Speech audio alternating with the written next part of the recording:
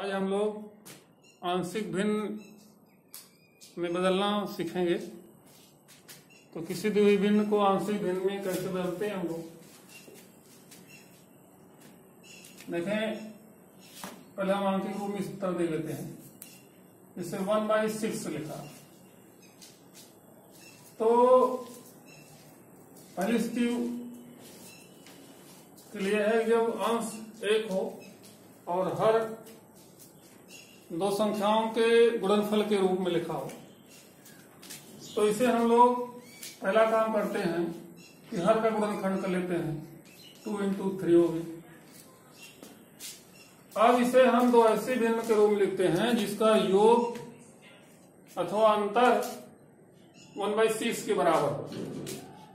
तो इसे हम लोग लिख सकते हैं 1/2 - 1/3। 1/2 - 1/3 है। अगर हम इसको हल करते हैं लघुत्तम लेकर के 1/6 के बराबर है, तो इसे हम कहेंगे 1/6 का ये आंशिक। स्टार्ट।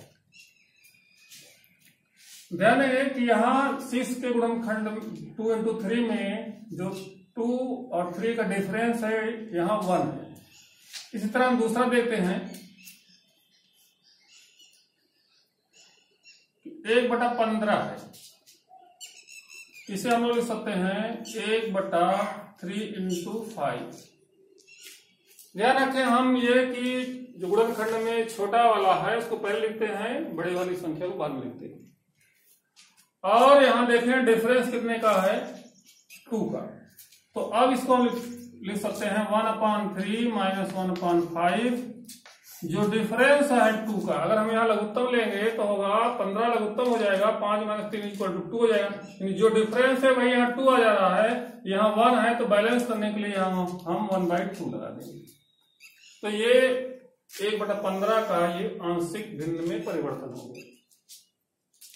तो दो बातें ध्यान देना है। ये ऐसी स्थिति के लिए है जिसको हम डायरेक्ट कर सकते हैं, जल्दी कर सकते हैं।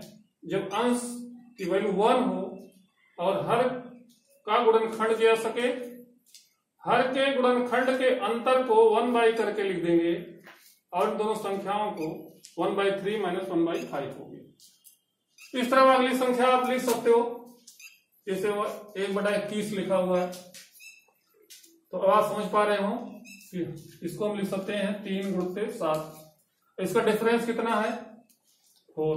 1/4 पहले लिखिए, 1/3 - 1/7। आंशिक भिन्न परिवर्तित हो गया। इसी तरह हम लोग इंटरमीडिएट की मैथमेटिक्स में हम समाकलन की प्रक्रिया में जब हम आंशिक भिन्न में परिवर्तित करके समाकलन करेंगे तो देखें 1/(x² + 5x + 6) अंश 1 है। हर में जो लिखा हुआ है इसका हम गुणनखंड करते हैं। 1/, डायरेक्ट गुणनखंड कर दे रहे हैं हम, x + 2 × x + 3। अब हम ये देखते हैं इनके भी डिफरेंस कितने का है। तो हम x + 2 को x + 3 में घटाएंगे तो अंतर 1 का है। तो 1/1 लिखने की जरूरत नहीं है, जब अंतर 1 का है तो डायरेक्ट इसको लिख सकते हैं 1/x + 2 - 1/x + 3। आंशिक भिन्न परिवर्तित हो गए। अब इसका समाकलन करना है तो हम समाकलन की प्रक्रिया सीखे हैं, समाकलन कर लेंगे। दूसरा इसी प्रकार है x² +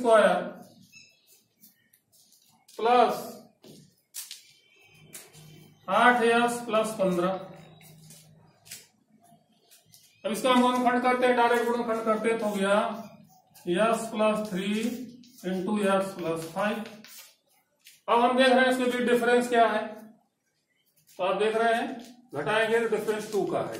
जितने का डिफरेंस लिख दीजिए 1/2 × 1/x + 3 - 1/x + 5। इससे आपको कम समय में आप आंशिक भिन्न में बदल करके समाकलन कर पाएंगे। अब जब अंश में 1 के बजाय कोई फंक्शन हो, कोई चरराशि है, तब हम कैसे करेंगे। जैसे यक्स अपान x square plus 5 x plus 6 है। तो हर का हम गुणनखंड करते हैं यक्स प्लस 2 यक्स प्लस 3। ऐसा लिख सकते हैं, हर का गुणनखंड कर लिए। और हर का गुणनखंड एक घाती है, ध्यान रखेंगे। गुणनखंड करने के बाद जो है यक्स एक घाती है, तो हम इसे लिख सकते हैं a upon x plus 2 plus b upon x plus 3। आगे की प्रक्रिया देखें, यक्स अपान यक्स प्लस 2 यक्स प्लस 3। इधर लघुत्तम ले लीजिए। लघुत्तम वही होगा जो इधर लिखा हुआ है, इसका हर जो होगा वही लघुत्तम हो जाता है, यक्स प्लस 3। अब ध्यान देंगे, इसे भाग करेंगे, ये होगा आपका a into x plus 3 plus b into x plus 2।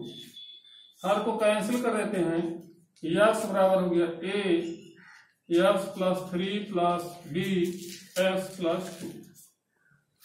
अब यहां इस की सहायता से हम लोग a और b का मान प्राप्त करेंगे। जब a और b का मान प्राप्त हो जाएगा, ये आंशिक भिन्न में परिवर्तित हो जाएगा। अब यहाँ a और b का मान ज्ञात करने के लिए दो विधियां हैं। पहली विधि यह है कि पहले वाले पद में जो हर लिखा हुआ है s प्लस 2, तो s प्लस 2 की वैल्यू 0 रख दी जाए, तो a का मान प्राप्त हो जाएगा। और पुनः s प्लस 3 का जो रख दिया जाए तो b की वैल्यू प्राप्त हो जाएगी। तो पहले पहली विधि, फिर हम दूसरी विधि आपको बताते हैं। पहली विधि में देखें, पहले वाले पद के हर की वैल्यू को 0 रखते हुए यक्स प्लस 2 बराबर 0 या पक्षांतर कर देंगे यक्स बराबर -2 रखने पर। तो यहाँ यक्स प्लस 2 बराबर 0 रखते हुए और यक्स बराबर -2 रखेंगे, तो यहाँ क्या हो जाएगा -2 बराबर a into -2 plus 3 plus b into x plus 2 बराबर 0, b इंटू 0 हो गया। -2 बराबर a इंटू यहाँ वैल्यू 1 हो जाएगी, तो हो गया आपका -2 बराबर a की वैल्यू प्राप्त हो गई। अब दूसरा पद के हर की वैल्यू बराबर 0 रखेंगे, यक्स प्लस 3 बराबर 0 या यक्स बराबर -3 रखने पर। तो इसी समीकरण में फिर रखेंगे हम -3 बराबर a into 0 plus b into -3 plus 2, -3 बराबर 0 प्लस, अब हो गया b बराबर 3। a और b की वैल्यू हमको प्राप्त हो गई। अब हम a और b का मान देते हैं और इसका आंशिक भिन्न में परिवर्तन हो जाएगा। अब इसे क्या लिख सकते हैं हम लोग, a की वैल्यू -2 अपान यक्स प्लस 2 प्लस b की वैल्यू 3 अपान यक्स प्लस 2। ये आंशिक भिन्न में परिवर्तन हो गया। अब इसके आगे आपको समाकलन करना है, तो समाकलन की प्रक्रिया हम लोग जानते हैं, समाकलन कर लेंगे। अब इसी को हम दूसरी विधि से भी हल कर सकते हैं, जो इस प्रकार है।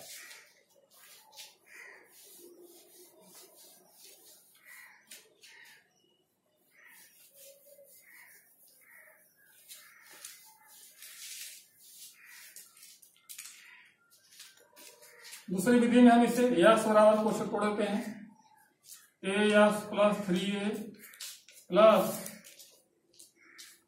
b x plus 2b।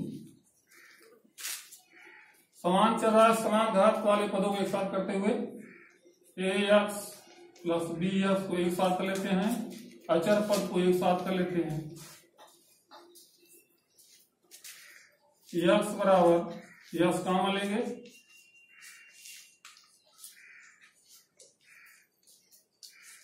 अब हम तुलना करते हैं दोनों पक्षों में। यक्स का गुणांक यहाँ a प्लस b है और यहाँ यक्स का गुणांक 1 है। यहाँ अचर पद इतना है और इधर अचर पद 0 है, तो तुलना करने पर तो हम लिख सकते हैं a प्लस b बराबर 1 तथा 3a प्लस 2b बराबर 0। अब समीकरण 1 और 2 को हल करके हम ए और बी का मान प्राप्त कर लेंगे। समीकरण 2 माइनस समीकरण 1 गुणित 2। समीकरण 2 है 3a + 2b बराबर 0। इसमें 2 से गुणा करेंगे 2a + 2b बराबर 2। माइनस करेंगे a बराबर -2। यहाँ भी a का मान प्राप्त हो गया, उसी प्रकार -2 प्राप्त हो गया। अब a का मान समीकरण 1 में रख देते हैं। a का मान समीकरण 1 में रखेंगे। समीकरण 1 में रख दीजिए। -2 + b बराबर 1, पक्षांतर करेंगे b बराबर 1 + 2 b बराबर 3। हमको मान प्राप्त हो गया a बराबर -2 b बराबर 3। अभी हम मान रख देंगे -2/s + 2 और 3/s। आगे हम दूसरा प्रकार देखते हैं।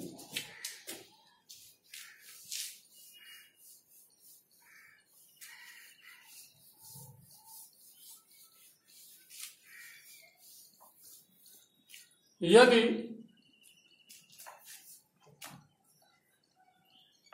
इस तरह कोई प्रश्न है कि हर में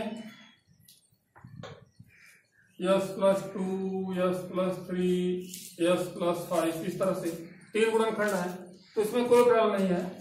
हम लोग इसे लिखेंगे a/s + 2 + b/s + 3 + c/s + 5।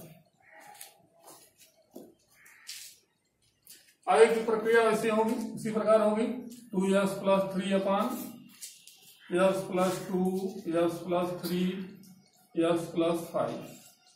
इधर लघुत्तम लेंगे।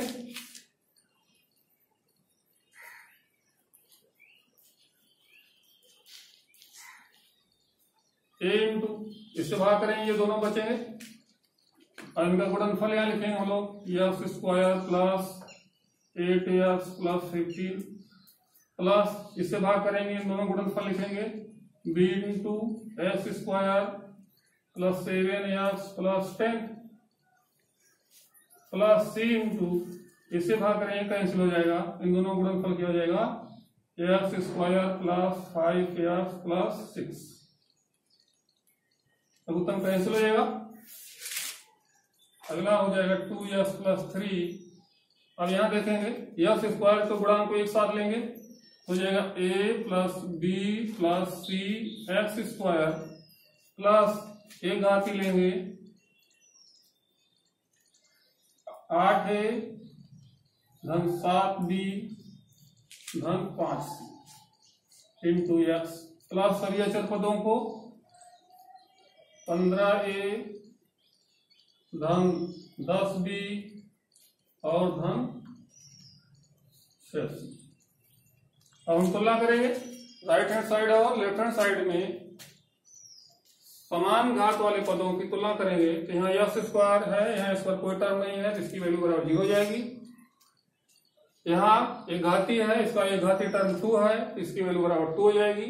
अचर पद बराबर 3 हो जाएगा। मीन्स a + b + c बराबर 0। समीकरण 1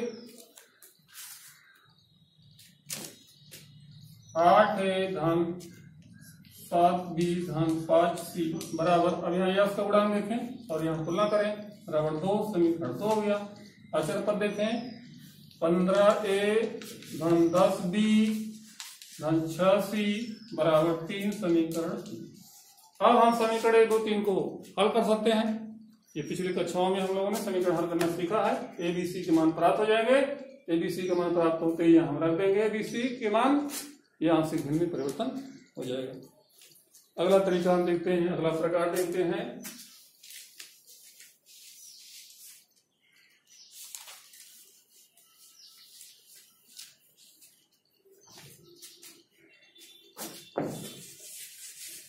तो देखें अगला प्रकार।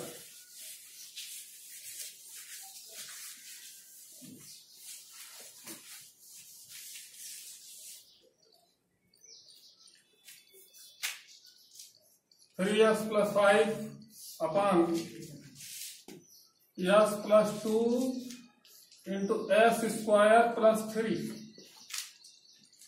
तो यहां देखें, हर में एक पद जो गुणित रूप में है वो एक घात की है, दूसरा दो घात की है। दो घात में अगर ऐसा पद हो जिसका गुणनखंड हो जाए तो गुणनखंड कर देते हैं हम, ये 3 खंड हो जाते हैं। लेकिन यहाँ क्या है, s² + 3 इसका गुणनखंड नहीं होगा, तो इसे हम आंशिक भिन्न में परिवर्तित करते समय जो एक घात थी उसको लिखेंगे हम a/x + 2, और दूसरा जो दो घाती है जिसका गुणनखंड नहीं हो रहा है तो इसे निम्न प्रकार लिखेंगे bx + c।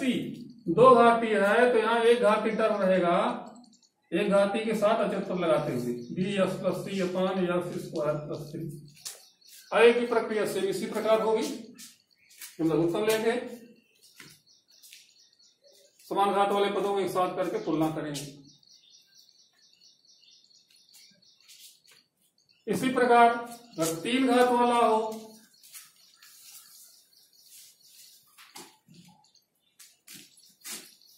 To x² + 6x + 7 / x + 3, और दूसरा टर्म हो जाए x³ + 3x + 7।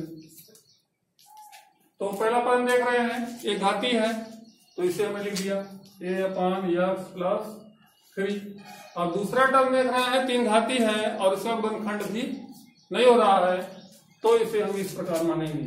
अब ये 3 घात वाला है तो इसका जो अंश माना जाएगा वो 2 घाती रहेगा, bx² + cx + d / s³ + 7x + ऐसा। आगे की प्रक्रिया उसी प्रकार होगी, लघुत्तम लेंगे हम और तुलना करेंगे। अगला प्रकार है